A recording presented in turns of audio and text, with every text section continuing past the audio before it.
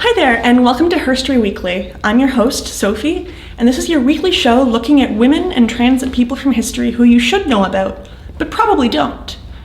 Today we're going to be looking at Leilani Muir, the first woman to successfully sue the Albertan government for her forcible sterilization under the Sexual Sterilization Act of 1922. So let's get started.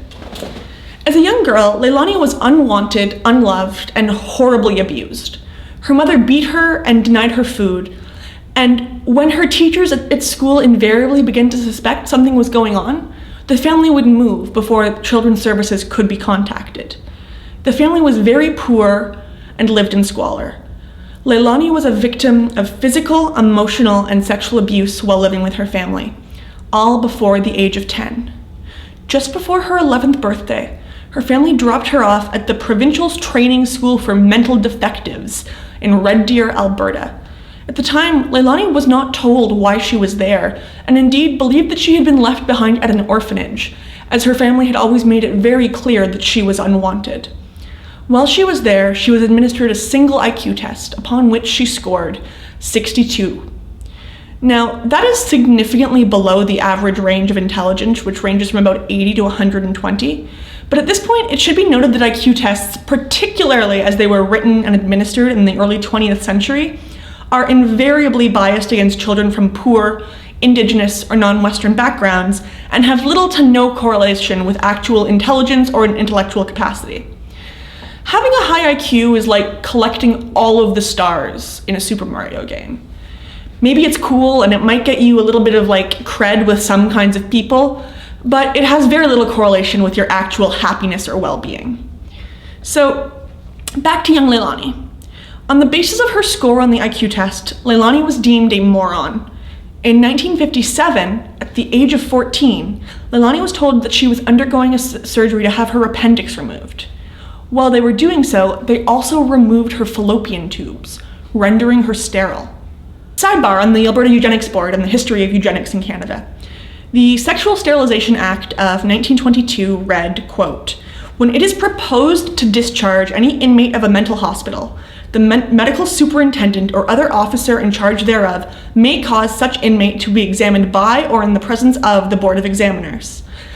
If upon such examination, the board is unanimously of opinion that the patient might safely be discharged if the danger of procreation, with its attendant risk of multiplication of the evil by transmission of the disability to progeny, were eliminated, the board may direct in writing such surgical operation for sexual sterilization of the inmate as may be specified in the written direction, and shall appoint some competent surgeon to perform the operation." I guess at least they weren't appointing incompetent surgeons to perform the operations. One of the main supporters of the act was Emily Murphy, who Canadians will remember from grade 5 social studies as one of the famous 5 early women's rights campaigners in Canada. The problem is, their campaign for the vote came at the expense of poor women, disabled women, and Indigenous women in particular. Murphy was an advocate for the sterilization of women under the act, particularly women who were poor, disabled, Indigenous, sex workers, Asian, Jewish, or Ukrainian. Despite the Nuremberg trials labeling forced sterilization a crime against humanity in the late 40s, the forced sterilization of disabled and Indigenous women in Canada would continue well into the 70s. In 1965, at the age of 21, Leilani left the school and began to support herself. She got married at the age of 24 and attempted to start a family. After years of fruitless efforts, it was revealed to Leilani by her doctor that she had been sterilized and could no longer have children. This was the first Leilani had heard of it. She married again, not having told her husband of her past, and when an adoption fell through because of her past as a psychiatric inmate, she quickly became very depressed.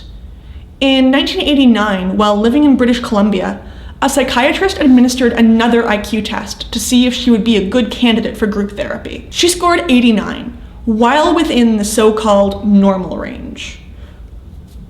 Remember what I said about IQ tests being bullshit? This is why. They took an abused, scared, and traumatized child, forced her to write a strange test in a strange environment, and used her completely arbitrary score on that arbitrary test to ruin her entire life. Also, I want to note, Leilani wasn't mentally disabled according to her test results, but even if she had been, that would not make it okay to forcibly sterilize her, and I don't want anyone to think that it would have been. Soon after this, Leilani sought legal counsel to sue the Alberta government on her behalf for her wrongful sterilization. The trial began on June the 12th, 1995, and ended in January of 1996, with Ms. Muir being awarded $740,000 in damages and an additional $230,000 in legal costs. The judge, the Honorable Madame Joanne Veit, said the following: "In 1959, the province wrongfully surgically sterilized Ms. Muir. The particular type of confinement of which Ms. Muir was a victim resulted in many travesties to her young person: loss of liberty, loss of reputation, humiliation and disgrace, pain and suffering, loss of enjoyment of life, loss of normal developmental experiences, loss of civil rights, loss of contact with family and friends, and subjection to institutional discipline."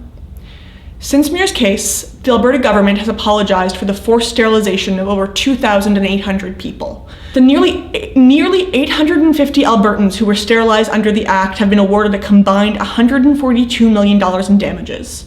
Indeed, the forced sterilization of Indigenous girls in residential schools has been a major factor in suing of the government for damages and was highlighted in the Truth and Reconciliation Committee's report as one of the major crimes against humanity committed by the residential school system.